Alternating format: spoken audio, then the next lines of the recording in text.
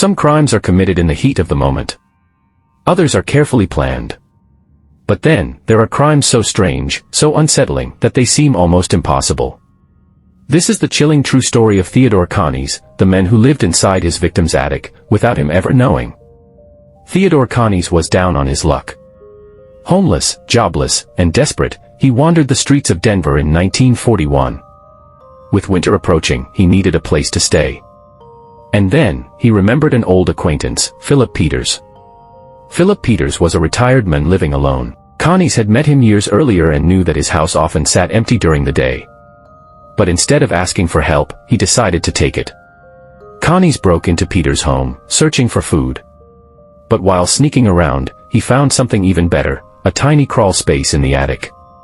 It was barely big enough for a grown man, but Coneys made it his new home. For weeks, Coneys lived inside the attic, coming down only when Peters was out. He stole food, took small items, and even used the bathroom, all while the homeowner remained completely unaware. But one night, everything changed. One evening, Philip Peters returned home earlier than expected. He heard strange noises coming from the attic, footsteps where there shouldn't be any.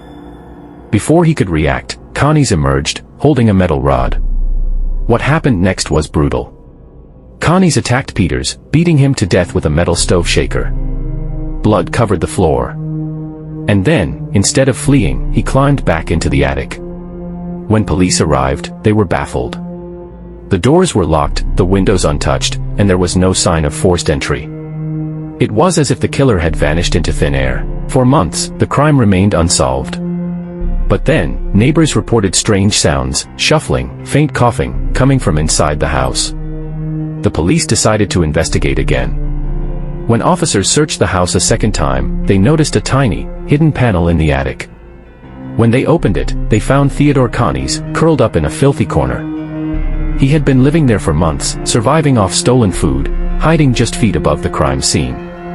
Coneys was arrested and sentenced to life in prison, but the story of the Denver Spiderman, as the press called him, remains one of the strangest true crime cases in history.